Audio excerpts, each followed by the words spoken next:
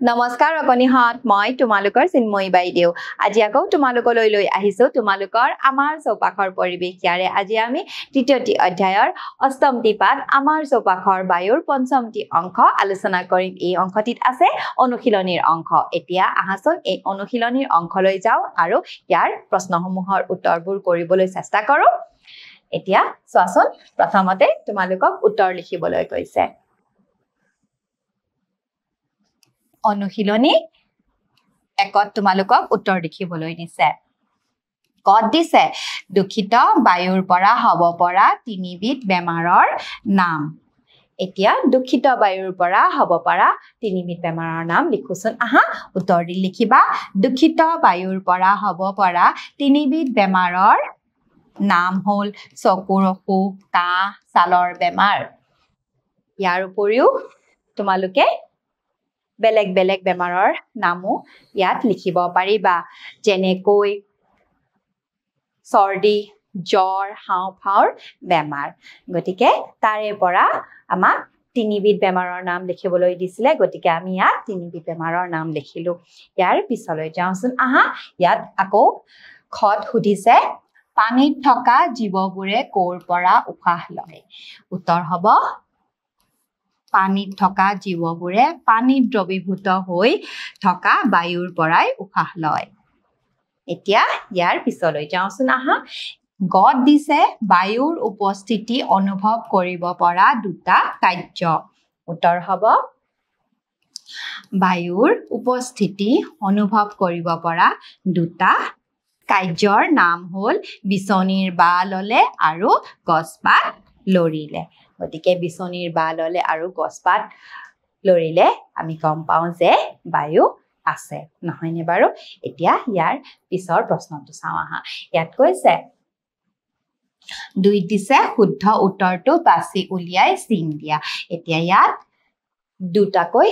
উত্তৰ দিয়া আছে গতিকে সেই দুয়োটাৰ ভিতৰত আমি শুদ্ধ উত্তৰটোত চিন দিব লাগে আহাচোন আমি চাওঁচোন কি দিছে ক ফটকা ফুটালে বায়ু দূষিত নহয় হয় এতিয়া আমি শুদ্ধটোত চিন দিব লাগে ফটকা ফুটালে বায়ু দূষিত হয় নে নহয় বাৰু হয় গতিকে আমি ইয়াত এনেকৈ চিন দিম খত দিছে মাটিৰ ভিতৰত বায়ু থাকে নাথাকে মাটিৰ ভিতৰত বায়ু থাকেনে বাৰু হয় থাকে গতিকে আমি এনেকৈ চিন দিম গত দিছে বায়ু আমি দেখো অনুভৱ কৰো বায়ু বাৰু আমি দেখোনে নেদেখো নহয়নে আমি কি কৰো হয় অনুভৱ কৰো গতিকে আমি অনুভৱ কৰো তাত এনেকৈ চিন দিম ইয়াৰ পিছত ঘট দিছে জীয়াই থাকিবলৈ উদ্ভিদক বায়ু লাগে নালাগে এতিয়া তোমালোকে কোৱাচোন জীয়াই থাকিবলৈ উদ্ভিদক বায়ু লাগেনে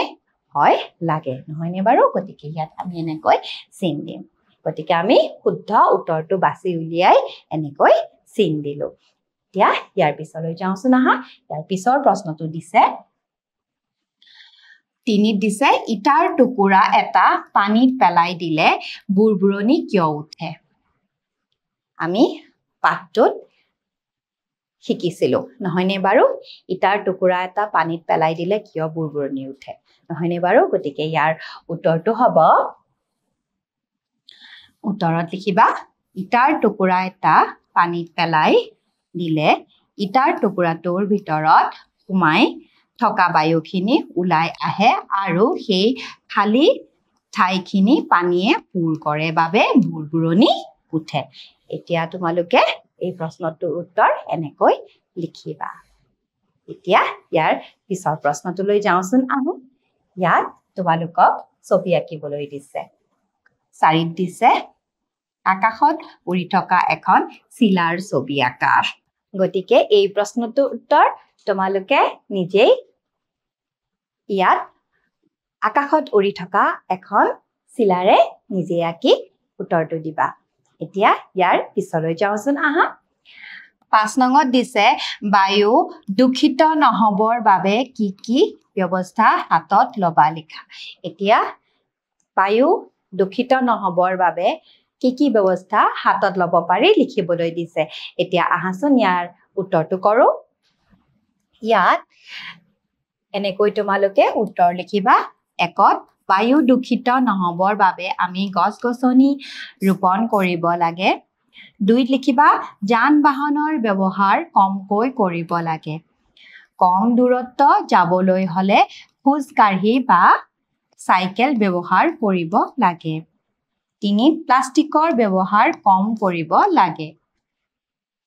4 কল কাৰখানাৰ পৰা ওলোৱা ধোঁৱাবোৰ ফিল্টাৰযুক্ত ওখ চিমনি ব্যৱহাৰ কৰি সেইবোৰ বহু ওপৰত এৰি দিয়াৰ ব্যৱস্থা কৰিব লাগে আৰু 5ত জধে মধে গেলা পচা বস্তু জাবৰ জোথৰ প্লাষ্টিক ৰবৰৰ আৱৰ্জনা আদি জ্বলাব নালাগে এতিয়া চোৱাচোন বায়ু দূষিত নহবৰ বাবে এনে ধৰণৰ ব্যৱস্থাসমূহ হাতত ল'ব পাৰি গতিকে মৰমৰ অকনিহত এই অনুশীলনীৰ অংশৰ লগে লগে গোটেই পাঠটি ইমানতে অন্ত পৰিল আশা কৰিছো এই অষ্টম পাঠটিত তোমালোকে যি শিকিলা সকলোবোৰ ভালকৈ বুজি পাইছা গতিকে মৰমৰ অকনিহত পৰৱৰ্তী পাঠ লৈ পুনৰবাৰ তোমালোকৰ লগত উপস্থিত হ'ম আজিৰ কাৰণে আহিছো নমস্কাৰ